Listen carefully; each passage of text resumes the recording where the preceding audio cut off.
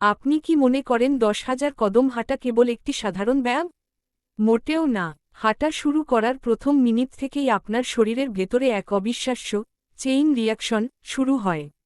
প্রথম কয়েক কদমেই আপনার হৃৎপিণ্ড জোরে পাম্প করা শুরু করে। ফুসফুস আগের চেয়ে বেশি প্রসারিত হয়, যা আপনার রক্তে তাজা অক্সিজেনের জোয়ার বইয়ে দেয়। এই অক্সিজেন সরাসরি আপনার পায়ের পেশিতে পৌঁছে আপনাকে দেয় অফুরন্ত শক্তি। প্রতিটা কদমে আপনার হাঁটু ও গোড়ালির জয়েন্টে প্রাকৃতিক লুব্রিকেন্ট বা পিচ্ছিলকারক রস নিঃসরণ হয়, যা শরীরের জোরতা দূর করে। এমনকি আপনার মেরুদণ্ড প্রতিটি পদক্ষেপে আরও মজবুত ও স্থিতিশীল হতে শুরু করে। কিছুক্ষণ পরেই আপনার মস্তিষ্ক শান্ত হতে শুরু করে, কমে যায় মানসিক চাপ।